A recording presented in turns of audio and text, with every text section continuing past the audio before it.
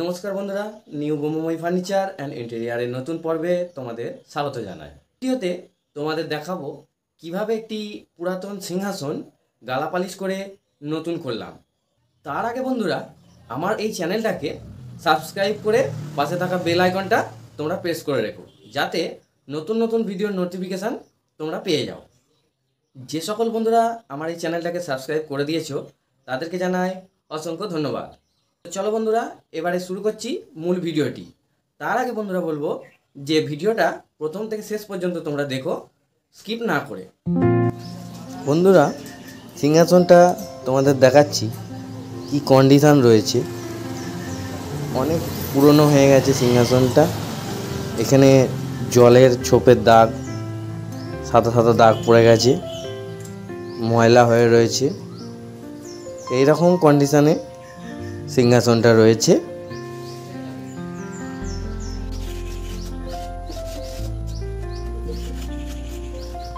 এবারে সিংহাসনটা আমি ভালো করে একটা কাপড় ছেঁড়া দিয়ে ময়লা ঝুল সব পরিষ্কার করে নিচ্ছি। সিংহাসনটা অনেক দিনের হওয়ার কারণে নোংরা ঝুল এর মধ্যে পুরো বসে গেছে, কালো কালো ছোপ পড়ে গেছে, সাদা স্পটও পড়ে গেছে। সেইগুলো একটু ভালোভাবে পরিষ্কার করে নিচ্ছি।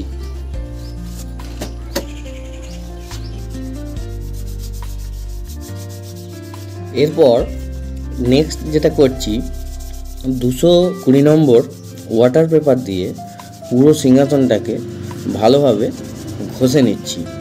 যত সাদা ছোপ বা কালো ছোপ সমস্ত কিছু রয়েছে সেগুলোকে ভালোভাবে ঘষে নিচ্ছি।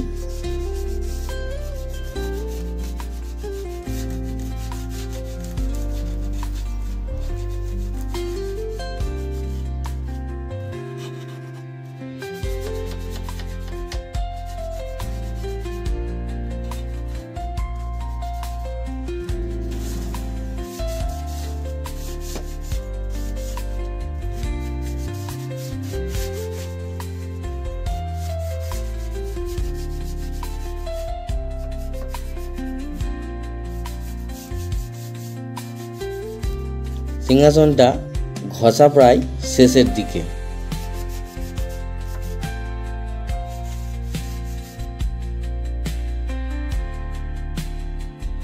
এরপরে সিংহাসনটা আর একবার ভালোভাবে ঘষে যে ধুলোগুলো বেরিয়েছে সেগুলোকে পরিষ্কার করে নিচ্ছি।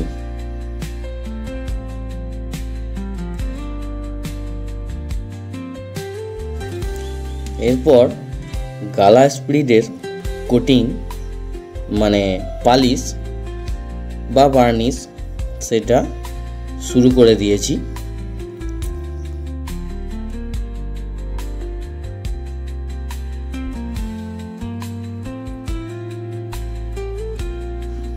গালা স্পিডের কোটিং আস্তে আস্তে খাওয়াতে সিংহাসনটা গ্লেজ হয়ে উঠবে।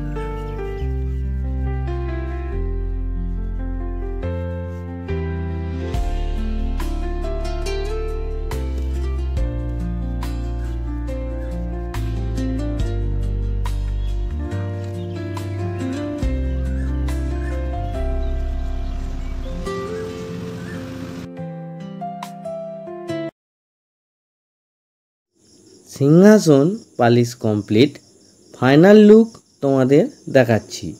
তোমরা কমেন্ট করে জানিও কাজটা কেমন হয়েছে, আর চ্যানেলটাকে সাবস্ক্রাইব করতে অবশ্যই ভুলো না। লাইক ও শেয়ার করে দিও। দেখা হচ্ছে পরের ভিডিওতে। সকলে ভালো থেকো, সুস্থ থেকো। অসংখ্য ধন্যবাদ।